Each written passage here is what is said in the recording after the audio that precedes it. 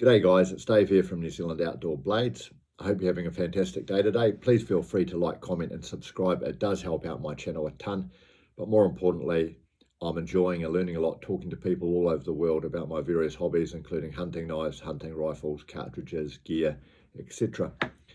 Today I'd like to do a ballistic comparison between three very popular World War II full rifle cartridges that I've got some familiarity with.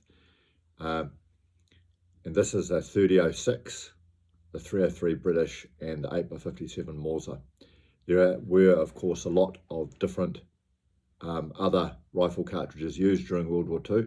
However, I'm going to focus on these three because I have some experience with them, and they're also all used at some point for hunting in New Zealand. So just in general terms, we have the 3006 used by United States, dimensions of 7.62 times 63 millimeters. So it's got a really long case. We have the 8x57 Mauser used by the German and Austrian military, dimensions of 7.92 times 57 millimeters. And we have the 303 British used by Great Britain and the Commonwealth forces with dimensions of 7.7 times 56 millimeters. So just to start off with, the 3006 from the United States has got the bigger case capacity, so there's probably more gunpowder in the case, but it's got the smallest diameter projectile at 7.62. The 8x57 Mauser has got the widest projectile at 7.92 millimeters, and the 303 is somewhere in the middle with a projectile of 7.7 millimeters. Now, when I look at the main military loads that these countries used during World War II, and I have picked the popular military loads, noting that there will be other military loads out. I'll start with the 3006,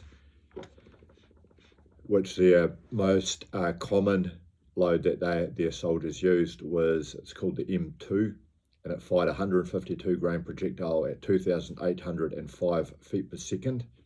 It had a muzzle energy of 2,656 foot-pounds and a ballistic coefficient of 405.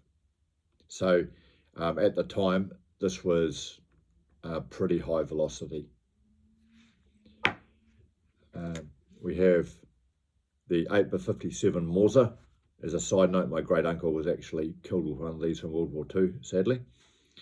But the Germans used a 196 grain projectile with a muzzle velocity of 2,600 feet per second, a really high, very good ballistic coefficient of 0.547.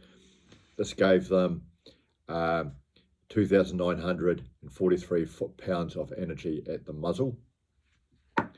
And we had the 303 British, and they used 174 grain projectile at a fairly modest 2,440 feet per second and a reasonably good ballistic coefficient of 0.467. And this delivered 2,303 foot-pounds at the muzzle.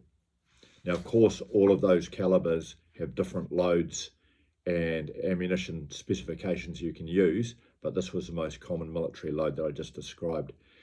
Now, straight off the bat, the caliber that actually had the most energy at the muzzle was actually the 8x57,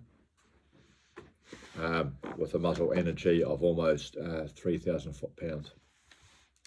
And now what I've done is I've taken the ballistics out to a moderate range, not a long range. I've just taken out to 500 yards, and I'll tell you what they're doing at 500 yards. So at 500 yards, the 3006 152 grain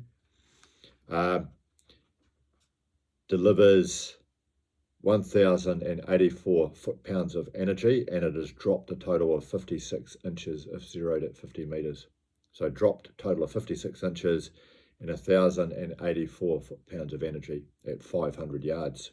The 8x57 at 500 yards has dropped 61 inches, but is still delivering 1,506 foot-pounds at 500 yards. So again, dropped 61 inches of 0 to 50 yards, and 1,500 foot-pounds of energy at 500 yards. Pretty impressive.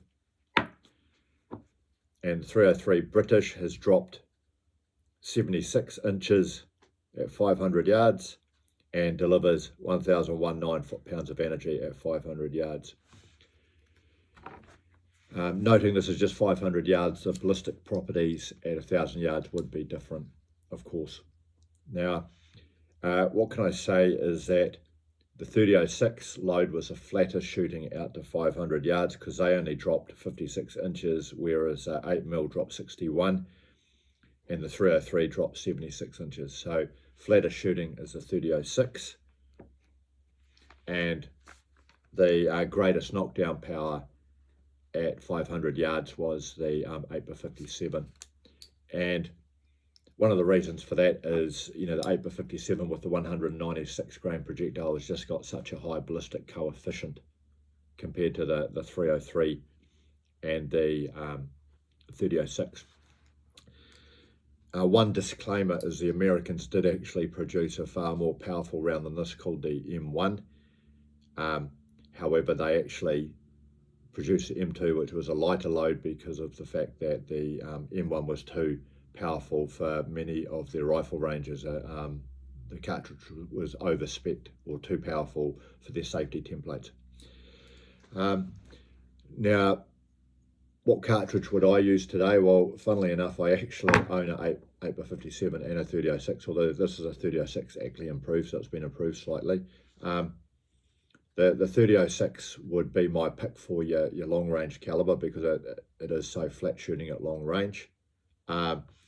8x57 has got outstanding level of knockdown power, so I actually use both of these, but the 3006 is sort of my longer range rifle, and the 8mm is sort of more inside 300 yards. And the good old 303 shot over 1 million deer in New Zealand. Anyway, if you got this far, thanks for watching. I hope I didn't ramble on too long. Love to hear what you think, and have a great day. Cheers.